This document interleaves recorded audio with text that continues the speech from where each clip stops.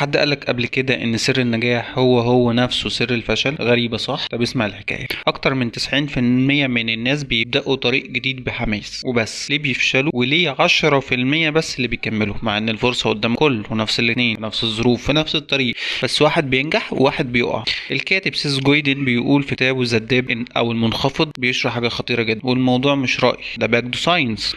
عند بداية اي حاجة جديدة المخ بيفرز دوبامين، وده هرمون المتعة اللي بيخلي الحماس يطير لفوق. وطبعا بنبدا نتاثر باللي حوالينا. صاحبي اتعلم لغه وبيقبض بالدولار، فانا كمان هتعلم. فلان فتح تجاره الكترونيه وكسب، انا كمان هفتح. واحد دخل برمجه وبيشغال، خلاص انا كمان هتعلم برمجه. كل ده طبيعي لان المخ البشري مصمم يحب تقليد الميرور نيورونز. المشكله بقى، وده الجزء اللي بيفشل الناس، بعد اول فتره من الحماس بيبدا الدوبامين يقل، ودي حقيقه علميه. any new habit loses 80% of initial motivation after 2 or 4 weeks. اي عاده جديده بتفقد 80% من الحماس بتاعتها بعد اسبوعين ل4 اسابيع. يعني بعد شهر الطاقه بتاعتك بتتبخر، مفيش خلاص، والحاجه اللي انت مهتم بيها ما بقتش مهتم بيها، فتدخل في اللي الكاتب بيسميه ذا، وهي مرحله scientifically proven، يعني مثبته علميا في علم النفس، اسمها بلاتو اوف لاتند بوتنشال. والمعنى انك هتشتغل، تتعب، تذاكر، تدرب، ومفيش نتيجه لان تراكم مجهودك لسه تحت السطح. وهنا بقى 90% من الناس بينسى. يعني انت تنسحب في الفتره ان انت مش شايف فيها مجهود، مش لانك فاشل،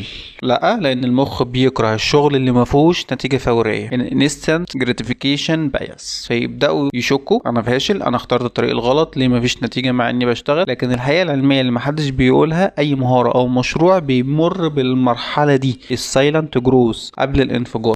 والنجاح الكبير دايما بيجي بعد اكتر وقت كنت فاكر انك ما وصلتش لحاجه. وده اللي الكاتب بيسميه لحظه الانفجار، ذا بريك ثرو بوينت، واللحظه اللي كل اللي بنيه في المنخفض ده بيظهر فجاه. واللي بيعدي بالمرحله دي نسبه قليله جدا، مش لان الطريق صعب، لا، لان الانسان بطبيعته بيدور على الراحه مش الاستمراريه. فالسؤال هنا، انت من اللي بيعدوا ولا من اللي بيقف قبل خطوه من الانفجار؟ بصراحه انا بقف قبل خطوه من الانفجار، ما بقدرش استمر. لو الكلام ده شدك، تبقى من الناس اللي عايزه تفهم مش بس تتفرج. ومع الاسف في وسط ملايين الفيديوهات على المنصه مش هتشوفنا تاني، فاعمل فولو ولايك عشان تستفيد بجد.